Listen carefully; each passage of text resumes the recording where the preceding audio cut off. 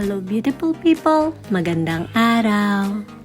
Today ay niyaya na naman nila ako pumunta ng Coen or ng park kasi daw kinulang yung oras nila kahapon. Inuna ko na nga silang bihisan at ayusan ng mga buhok kasi sigurado ako mamaya i-istorbohin lang nila ako kapag hindi pa sila nakaayos. Eto nga si Bunso, ang bait niya today kasi nagpapaayos siya ng buhok. Pagkatapos ko sa mga bata, ako naman na nag-ayos ng sarili ko. Dahil nga sa park kami pupunta, light makeup lang ang gagawin ko. Tapos na nga ako sa morning skincare ko, kaya maglalagay naman ako ng sunscreen. Importante yan, lumabas ka o hindi, kailangan araw-araw kang gumagamit niyan. Naglagay nga lang din ako ng konting foundation. Habang nag-ayos nga ako, may batang pilit na sumisingit. Gusto na naman niya mag-makeup. So, para nga sa final look, naglagay lang ako ng lip tint. And ready to go na! Ito nga pala yung final look. Outfit check!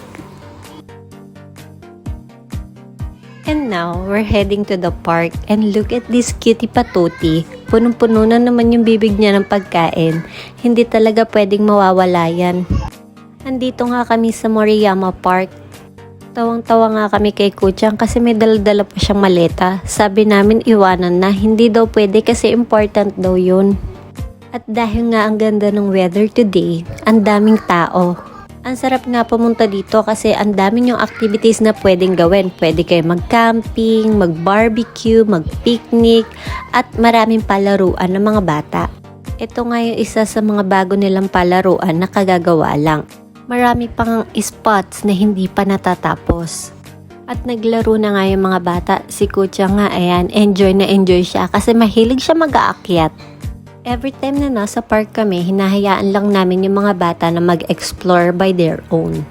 As long as hindi sila nawawala sa paningin namin. Ito nga si Bunso, nag-i-enjoy din siya. Kahit super dami ng tao, nakikisalamuha na rin siya. Habang naglalaro nga sila Kuchang, biglang nawala si Machang kaya hinanap namin siya.